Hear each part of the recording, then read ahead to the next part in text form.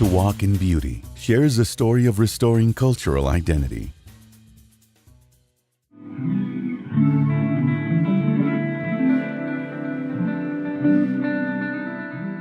The churro is kind of like the buffalo. It's a very strong and spiritual animal. What drew me to the story is the universal message. It's about living for something bigger than you are. I'm just going to introduce myself. I'm Trapaha Kentlichini Bashichin, Sanjikin Dashichedo Kia Ani Dashanal. I'm from the Edgewater clan, born for the Red House clan, and my maternal grandfathers, they're called the Honeycomb clan, and then my paternal grandfathers are the Tarring House clan. My grandfather scared me one day. He said, keep learning your language and always speak Navajo, even if you have to hide it, you know, and keep it inside yourself, because he said once you stop speaking Navajo, you're not going to be Navajo any longer. So I was always afraid of not being Navajo.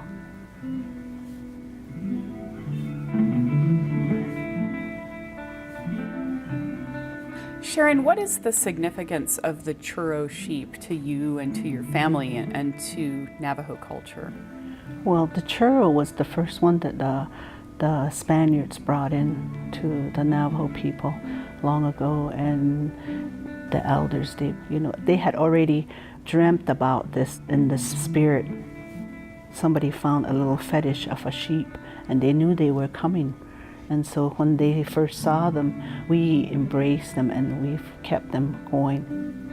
In our language, they're called the leader of the sheep, because they're a survivor, and they can go 7 days without water, and they're a desert animal.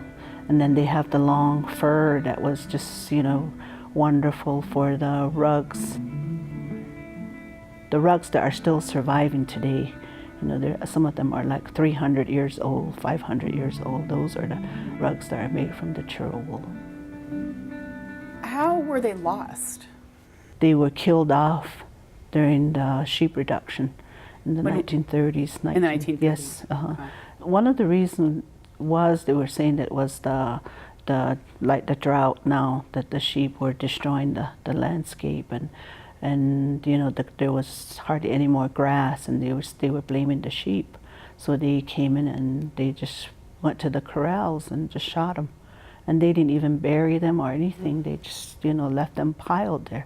And the people, that was their livelihood. We get the meat, we get the wool, we use it that way. And it's a sustenance that we have. And when that happened, it just pretty much killed a lot of the spirit of the people. And from experiencing that.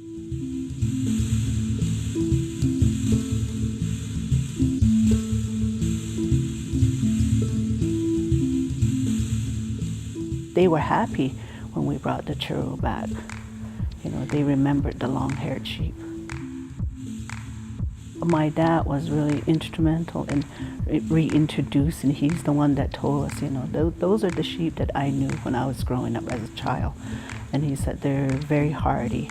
He said, we need to bring those back. He said, I don't know how you're going to get them back, but, And then right before my dad passed, a whole truckload of them came back to the reservation. He was happy.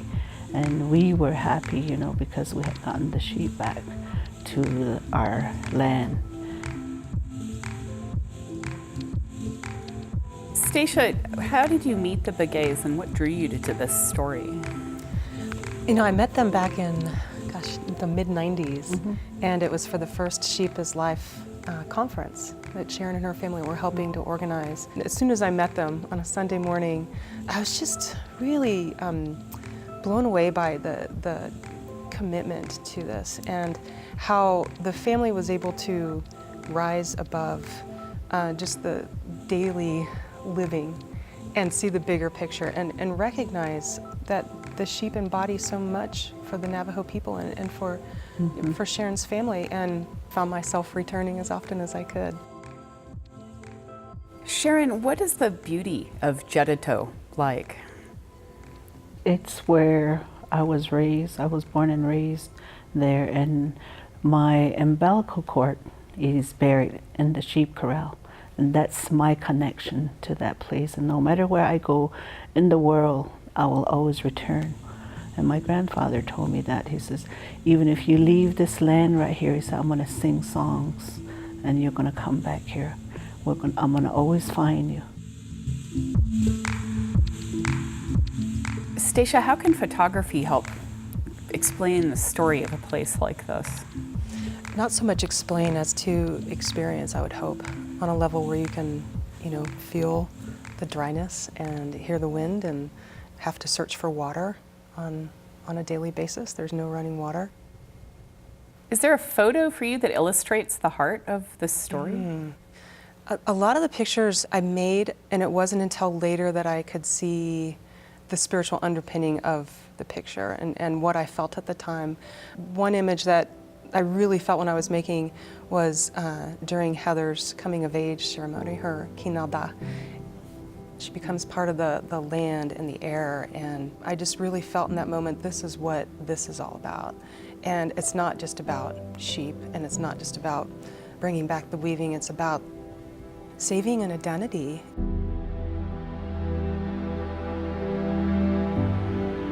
I grew up in the Midwest and in just a suburban neighborhood. I didn't have any direct connection to the land or to my ancestors. And what I saw in the family when I experienced in some of these images was finding a connection to who came before them and the generations that would come after. This wasn't just about what they were doing in the day. This is what they were doing to help their great-great-grandchildren and to reconnect with their great-great-grandparents and what it means to be Navajo. Sharon, how did the churro reconnect your family to culture and tradition of your family's past? Well, at one time we had a dysfunction in our family with alcoholism. And, some of our family members were going down that road. And by bringing the churro back, it made us focus as a family on that sheep. And also because of what it means, but because it's our livelihood. So we got everybody involved, and it brought the whole family back together. And so we still stick together. We're a very small family, but we stick together and we help each other out. And for us, we need to be open, but to go forward, go off the reservation, experience things. A lot of times I think the younger people are afraid to go out. And I tell them, be like the churro, go out and, embrace the world and, get a new knowledge. And my grandfather always say, you can go off and be in the world, but always come back and help your people. And that was one thing that always stuck in my mind, was to come back and help my kids. Because he said, if you look behind you, there's a whole line of Navajo children and people that want to follow in your footsteps. So I had to be a good role model. What has it meant to you, and to be able to also give that to the next generation? I think it really makes me proud of who I am, being a Navajo woman. And that's another thing that I learned from my mother. She said, this Mother Earth is always turning. And as a girl, as a woman, that's how you're going to be. You're Mother Earth. So keep things turning, keep things moving. And so that's how I embrace. And for the longest time, I waited to be a grandma. And I am a grandma now, so that's cool,